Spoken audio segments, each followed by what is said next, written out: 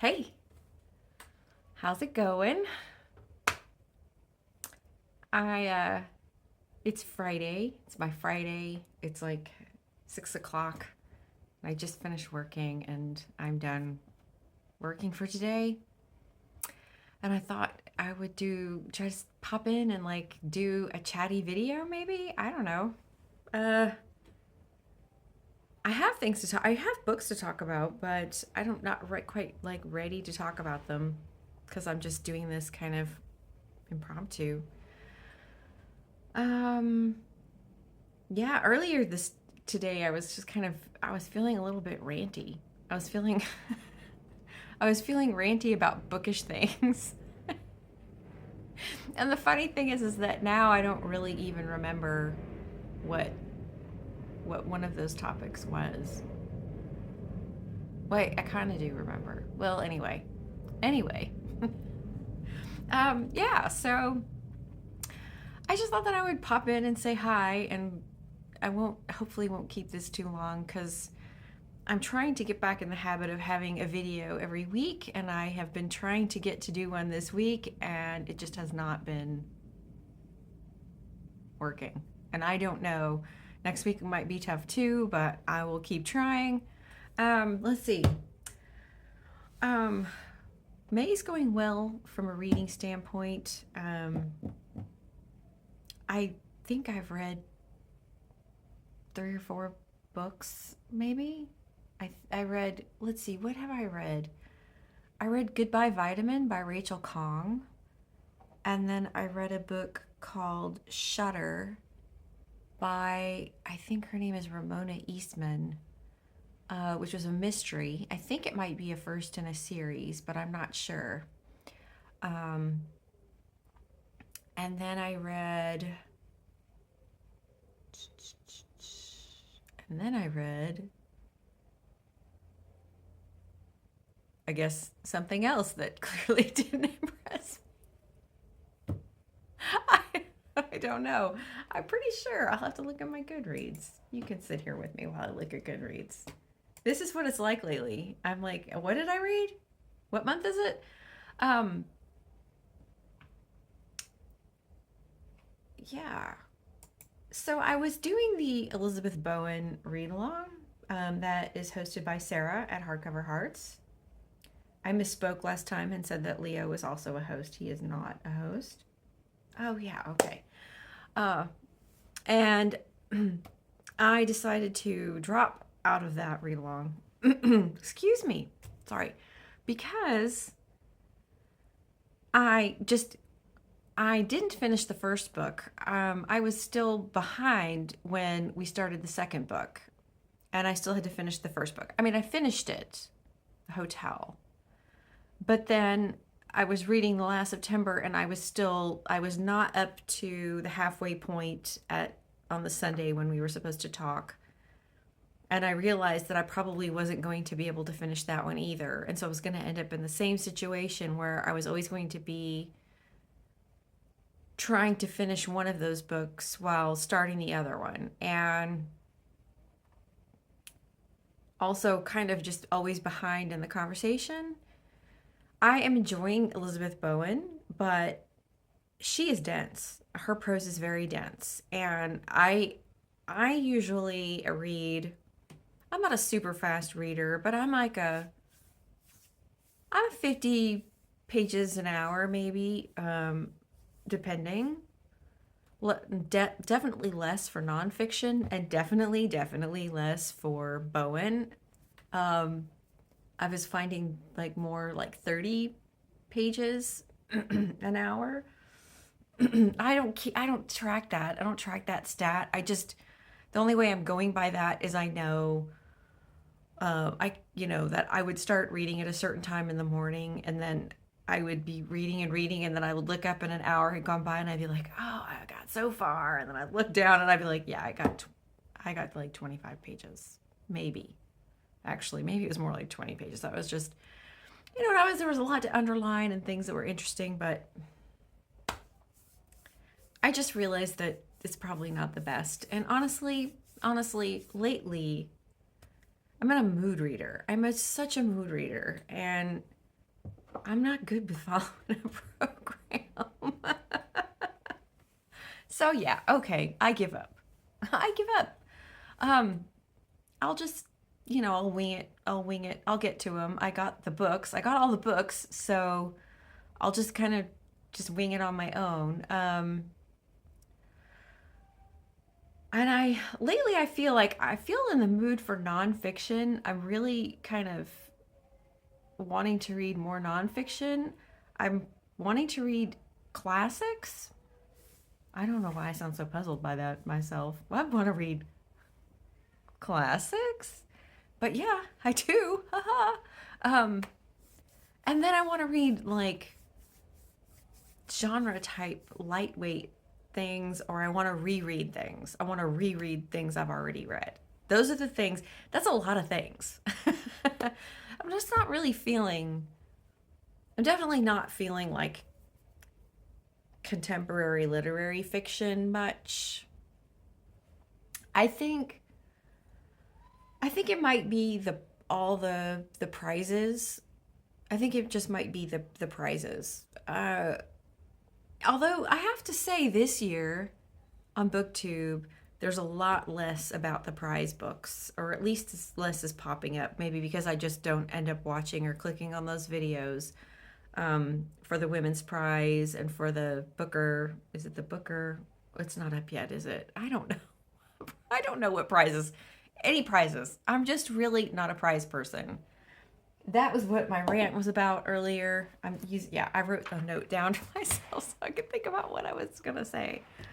I'm not a prize person. This is how I feel about prizes. Like, I think I've said this before. Like, I don't remember who said it, and I don't know that one particular person said it, like invented this idea. Like, I think many people have said this over the years, but it's like with, like, for example, like with the Oscars. I think that there should be a longer time lapse between the time the movies are released and the time they are given an award. 5 years, maybe. I think that things need to shake out. Uh, and I think kind of the same for literary prizes. I don't know. I get frustrated.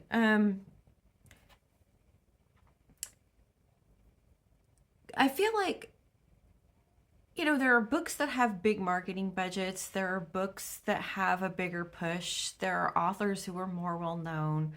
There are authors who are better at social media. Um, and I'm not saying the books aren't good. I'm not saying anything. I'm not trying to necessarily say anything about the quality of the books, but I'm saying that when you really think about it and you really look at it, even the long lists are short. Even the long lists are a very, very narrow representation of everything that's out there. And, I mean, if I think about, I honestly can't remember. I didn't look it up. I think the women's prize has like what, 11 books or 12 books on the on the long list, excuse me, narrowed down to 5. I don't know. I think the Booker is a similar amount of books. Um, the Booker International, similar amount of books, similar number, another thing whatever. Um, and so let's just say that's 45 books. Let's say they each get 15 books on the long list, and that's 45 books. That's not very many books when you consider how many books are published in a year.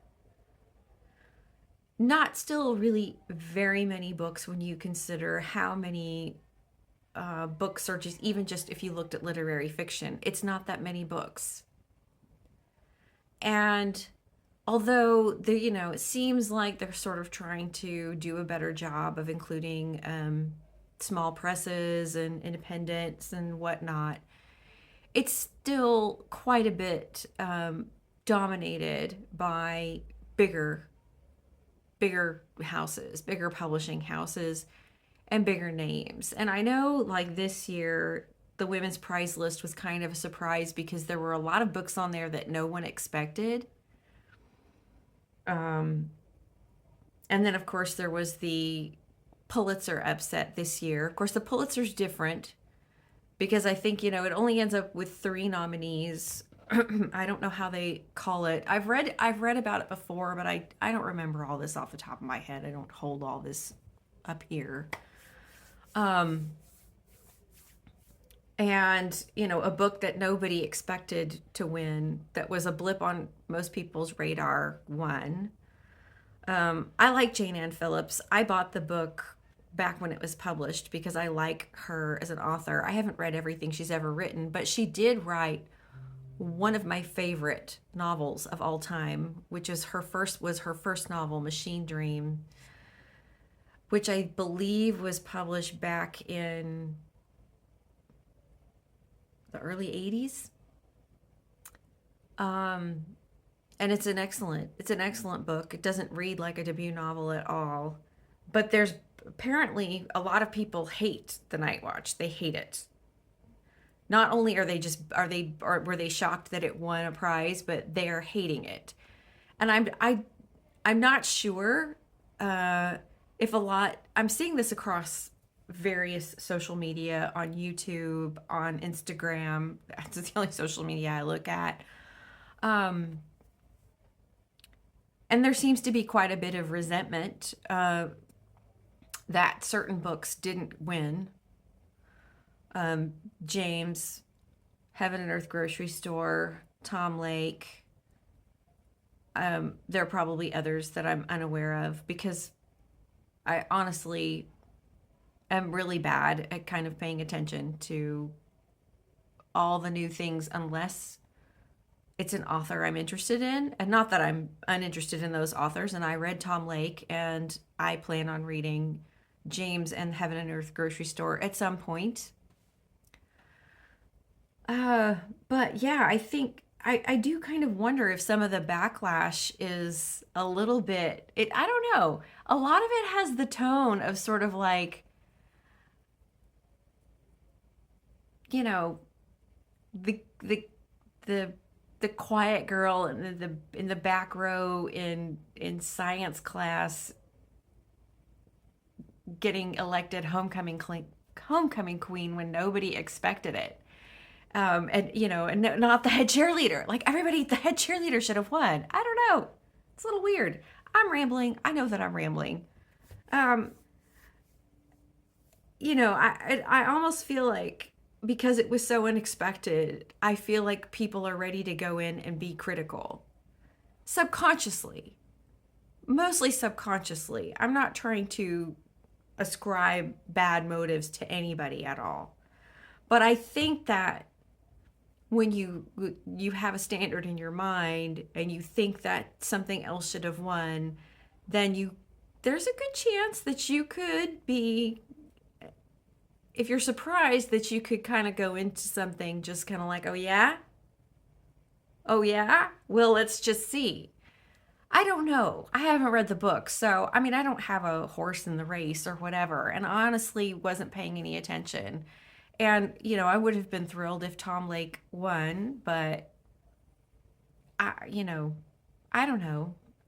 These decisions are made by fallible humans. All of them.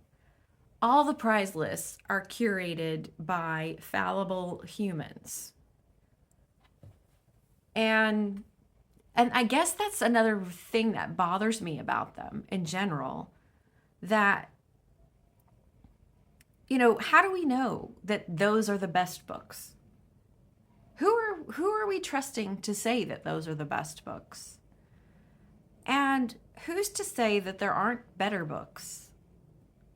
Uh, I mean, even the books that are super popular, that are, at any given time, everybody on YouTube, BookTube, on Bookstagram, they're all reading the same books. They're reading the same books. And while I get it, I mean, I get the FOMO. It's not like I don't fall for it. It's not like I don't do it. It's not even like I don't encourage it. I mean, again, Tom Lake, when that came out last year, I was telling everybody about that book. I was talking about it all the time. I brought it up as much as I possibly could, as often as I could, because I just thought that it was so good. So I'm guilty of it too. And like right now, I kind of feel like if one more person mentions James to me, I'm like, it's like every time somebody mentions it, it moves down my TBR because I just am tired of hearing about it. But I get it because I do it too. I mean, you guys heard me talk about Lucy by the Sea over and over and over last fall. That was another book that was, that I, kind of was like, oh, you gotta read it, you gotta read it, you gotta read it. But, I really worry a lot. I really do worry a lot about missing books and how many books out there are really good, but they just don't have the power behind them. Maybe they have an author who's just not good at social media.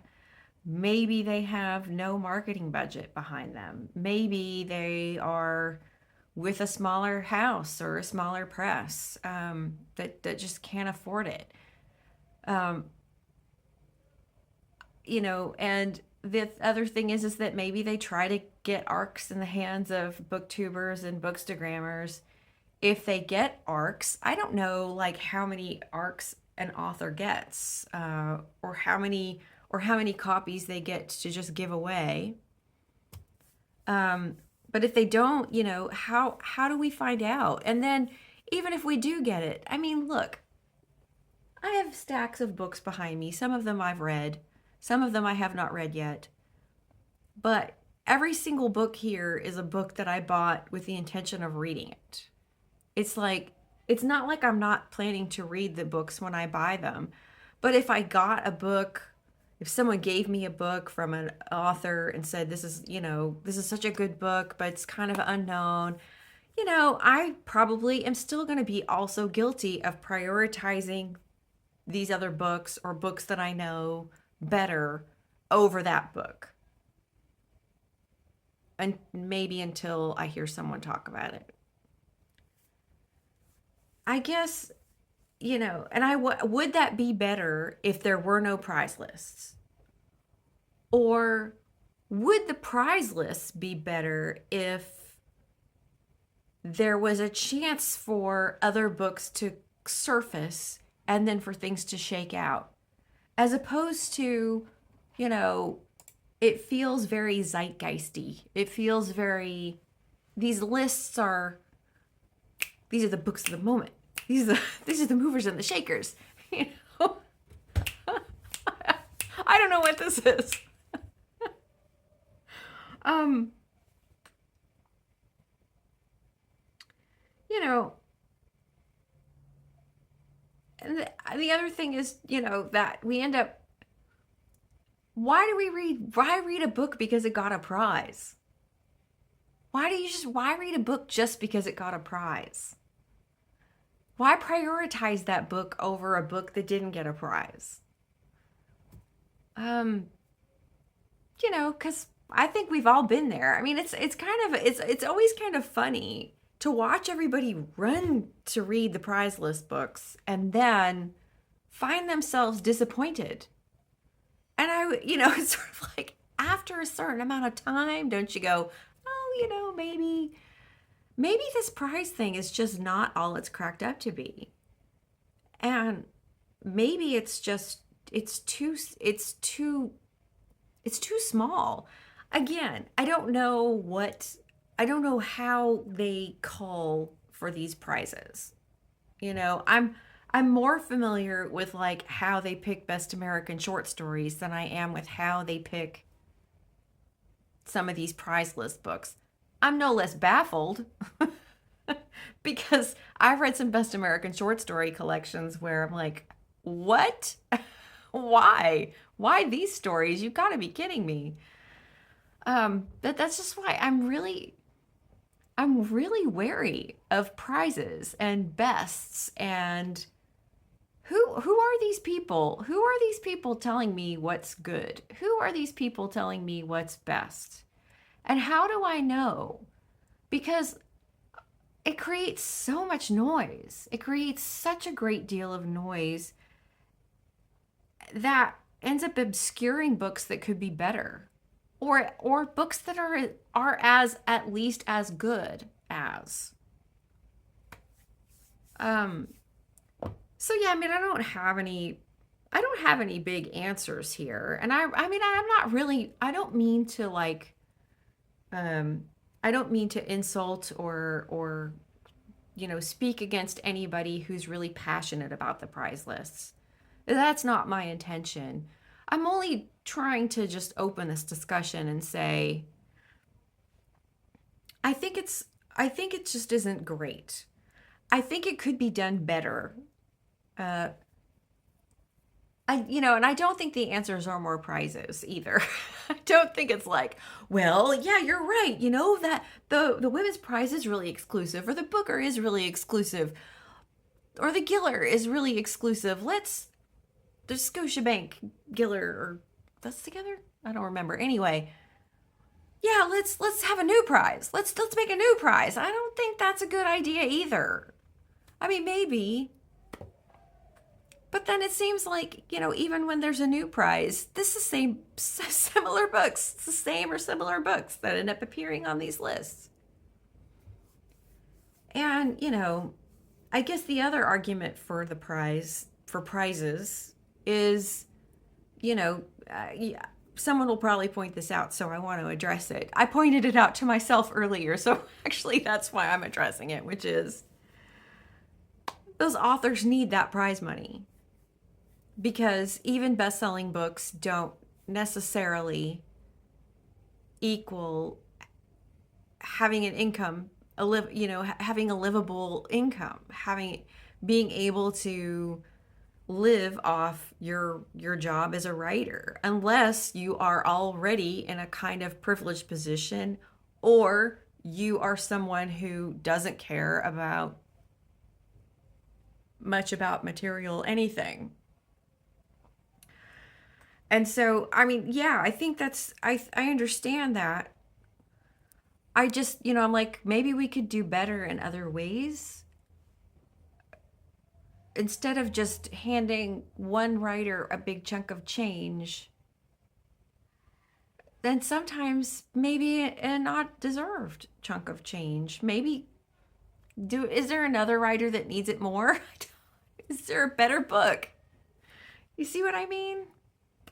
I don't know that these monetary prizes are great in those terms. I mean, you could keep the monetary prize, but just it would be, yeah, you write a book and then maybe in 5 years your book will get a prize, and so you got to keep hustling. But most authors have to keep hustling anyway, and it's a shame, but I don't know that it's up to prize committees. I don't know that it should be up to prize committees. I don't know that it should be up to somebody else judging subjectively how good your book is. That you get that money, that you may very well need to continue practicing your craft. Because, there's lots of writers that are working very hard and they're good and they're always working and they're always trying to improve, write a good book, and they're not getting it. They're not getting it. I don't know.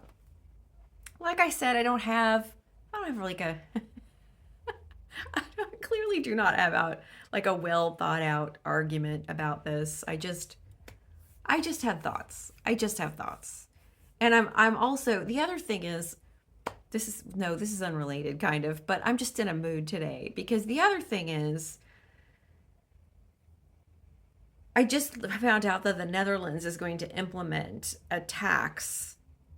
There already was a tax. There's a tax, if you buy a concert ticket, if you buy a book, if you go see a movie, if you go to a museum, if you go to the symphony or the ballet, there is a 9% sales tax, and that is going to increase to a 21% tax. And, what it is essentially is an art tax. It's an art tax. It's if you enjoy the arts, if you enjoy these things, well, you're going to be taxed.